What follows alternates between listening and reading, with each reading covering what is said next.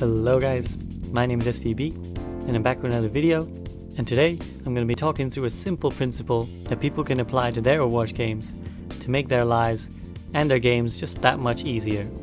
Now, I'm by no means the inventor of this principle. In fact, it's literally ancient. It's been around for thousands of years and it's common knowledge, but sometimes even 1,000 years worth of knowledge goes out the window in the heat of an Overwatch battle. And that simple principle is know your enemy. And using some examples from some pug games that I hosted on my Discord server last weekend, I'm going to talk through what knowing your enemy means in Overwatch and how we can apply it to our games to try and sway the outcome in our favor. So let's get to it, guys. So what does knowing your enemy mean in Overwatch, guys? Knowing your enemy means figuring out what they like to do, figuring out how and why they do it, and then adapting your playstyle to what they're doing. Now, this sounds really simple, but you're going to see from the examples that I give you that even otherwise really good and really smart players can totally forget about trying to understand their enemy when they're so busy focusing on their own play and trying to get their own house in order. So as I mentioned in the intro, I've started hosting some pugs on my Discord server. For those of you who don't know, a pug stands for pickup game, and essentially it's just an organized 6v6 played in a custom lobby but with competitive rules. So both teams get an attack and a defense, everybody's playing proper comps, and because it's organized outside the game, everybody's in Discord, everybody's communicating, everybody's prepared to play the game properly, and they've all signed up to play a higher quality game of Overwatch. So if that sounds appealing to you, I highly recommend you come down to my Discord server and join in the games. I'll drop the link in the video description, so just follow that. So now, you may already have noticed with the video footage playing in the background that the Doomfist player on the blue team is causing quite a lot of havoc. So I just want to slow down this recording of one of the games from the pugs and talk about this idea of knowing your enemy and how you can be implementing it in your games. Now bear in mind that these plugs were generally played to a very good standard. I was very impressed by what I saw from the players, and it was a lot of fun. But there's still a mistake that I noticed time and time again in multiple games, so this wasn't exclusive to one or two players. But this was a clear pattern that emerged over the course of the pugs of people failing to adapt and improvise. So let me just talk through a specific example here. Now we're on Hanamura, and the red team is attacking point B. Now they've already started to drain quite a large time bank, due in part to the fact that the Doomfist on the blue team has been getting a lot of work done and been denying the red team free entry to where they want to be. Now as I let this clip play out, I just want you to watch this window here and see what happens with the Doomfist. Yeah, Peach goes over to the Mercy. Also, apologies for any choppiness in the video. I was experiencing some technical difficulties, but you guys get the idea. So no more Brigitte. Peach perhaps not feeling comfortable on the Brigitte. Here we go, Admiral aggressive, really aggressive. So here we go now. Faintly, you should be able to make out the outline of a Doomfist player in the window. Now as the blue team pushes out, you're going to see what the Doomfist does. Punish, Vice goes drops down, in the back, bam, punch, Zenyatta is dead. Now already, the Doomfist has made this an incredibly favorable fight, because if you take into account spawn advantage, kill trading will always go in the favor of the defending team. So already, he's done a great job by eliminating one of the enemy supports. But you'll notice that because of the aggression from the blue team, the Doomfist is able to get continued work done, and the red team is forced to reset. Okay, fair enough. He caught you by surprise. It happens, you reset, you go again. Now, fast forward to the next fight, about 45 seconds later, watch what happens again. Classic. Will this be the answer? The added healing from the Moira, will this be enough? They're coming up to a grab bomb combo. If they can pull that off for once, they could. If we look here in the window, we'll see the outline of a familiar suspect. And I guess you can already figure out what he's going to do at this point now. Here we go, they're coming in, pushing in now. So off screen, bam. The Doomfist has gone and killed the Zenyatta again. So now that's two fights in a row. The Doomfist has come down from that window, punched the enemy Zenyatta, and essentially guaranteed that his team gets a favorable fight no matter what happens from this point on. Now of course, without the Zenyatta, the red team find it very difficult, and even though they hard commit to this fight, they throw the grab, they throw all their ults into it. You can see again, the Doomfist has already gotten a kill on the Moira now. Now again, this is not to bash the players who are playing, because these were some generally very good players, and had some excellent game sense when I spoke to them about Overwatch. But like I said, in the heat of a fight, sometimes people forget to focus on not just themselves, but what the enemy team is doing. So at this point, someone should identify that, look, the Doomfist is a problem, guys. The Doomfist is always coming out that window, he punches someone in the back line, and we're starting every fight a man down. Now the answer here is that if you know the Doomfist is doing this, you just wait. And this isn't something that's exclusive to Overwatch. This is simple human nature, guys. If someone does something once and they find success, they're almost certainly going to do it again. That's just how people learn. That's even how animals learn if we talk about conditioning. You have to start anticipating that they're going to try and repeat that. And the only way to stop them from repeating that is to punish them for it. Now, to illustrate my point, I'm going to jump to the next game that we played in the Pugs. Now, to the red team's credit, in that previous Hanamura game, they did switch their comp round for the defense round, and they played Pharah McCree, and they were able to shut down the Doomfist very, very hard. But eventually when the Doomfist switched, his team were able to push in, and they were able to cap both points in a snowball. Now the problem there was that the red team didn't identify the problem soon enough, and they didn't answer it soon enough. And now on this next game on Volskaya, we're going to see the same player playing the same hero do the same thing. Because like I just said, if someone succeeds doing something, why would they ever stop doing it? Now bear in mind that I did sub players in and out in between games, so this isn't exactly the same red team that played the previous game. But everyone in this lobby at the moment was at least watching from the spectator side, so they should have figured out that this is what this Doomfist player was doing. But regardless, you'll see now that even this team playing here are going to get ample opportunity to figure out what the Doomfist is doing. So let's let this clip play out, and I'll talk us through it. So as the red team comes to the spawn doors, we can see here Spindly Skip, the Doomfist player, is waiting on this high ground to once again jump in the back line and pick off one of the supports. So let's see how the red team responds to this.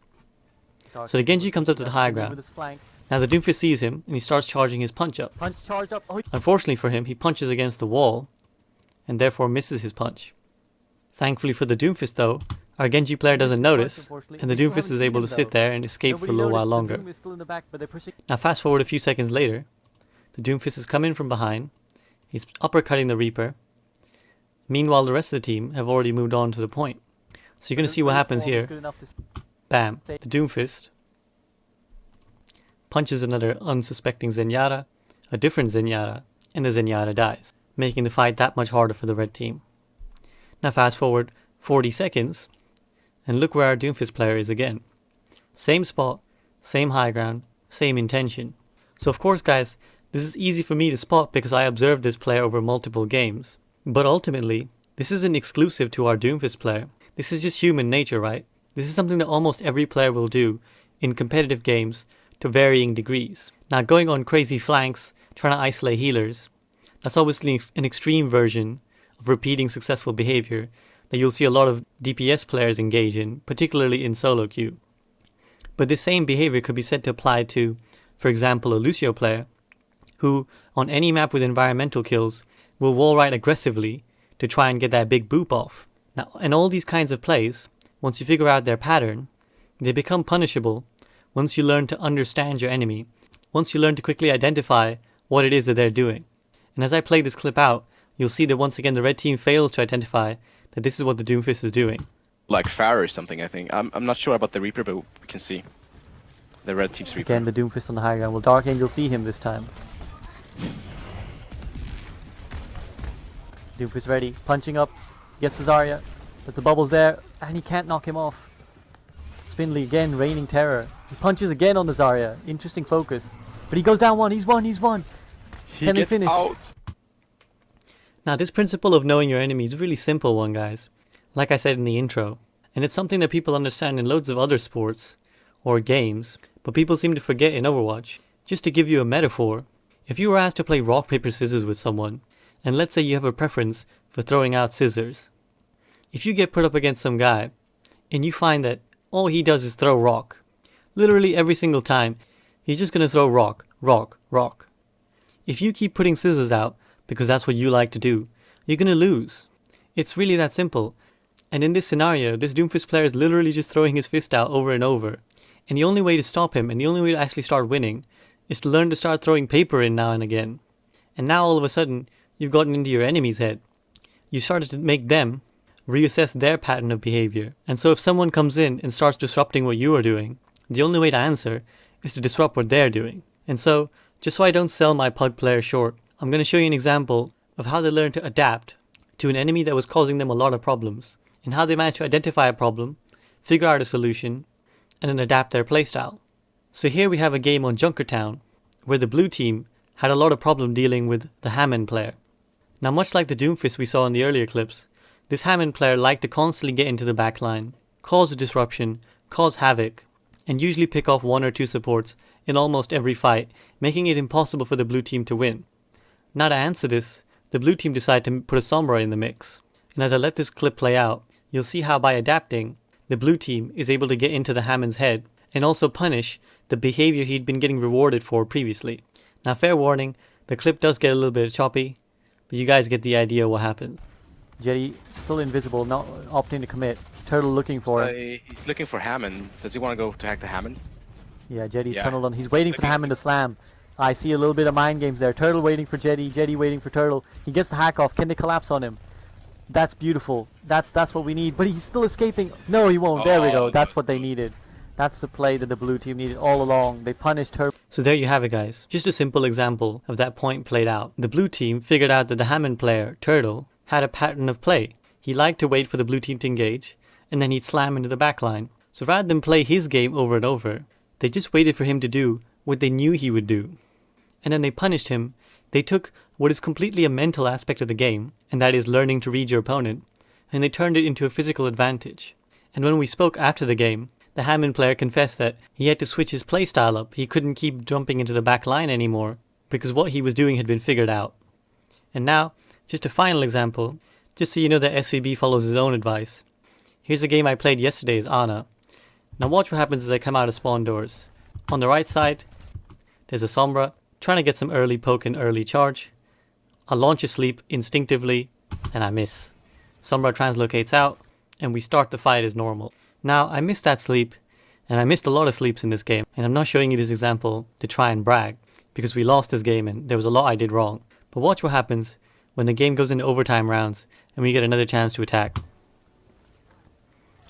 This time, I know exactly what the Sombra player is going to do, because he did it once, and he got away with it. And if he or she is doing it at all, it's probably because they've gotten away with it a lot of times. But by simply figuring out the pattern of play, by learning to know your opponent, and understanding that human beings, by their nature, like to repeat things that rewarded them, you can gain that just slight edge in any game, whether that's Overwatch or not. And in this case, my team gets a nice 5v6 start to the first attack on Volskaya. I mean, we still lose, but hey, you gotta try, right? So that's all I got for today, guys. Hope you found this video helpful. Again, by no means am I the first person to say this, as evidenced by the fact that an ancient philosopher wrote it down on paper about 2,500 years ago, but it's definitely something that people forget quite often when they're actually in their games. So I just thought I'd give some people a reminder, and also some specific example of exactly what it means to know your enemy. But if you like the look of those pugs, and if you want to gain in some of that action, and be the one who shuts down that Doomfist, then do come on down, join me in my Discord. And as always, I'd like to give a big shout out to my patrons, who are so awesome in supporting me for my content, and allow me to keep doing what I do. So if you like this video, please do like, share, and subscribe, and I'll be back before you know it with another one. See you guys soon.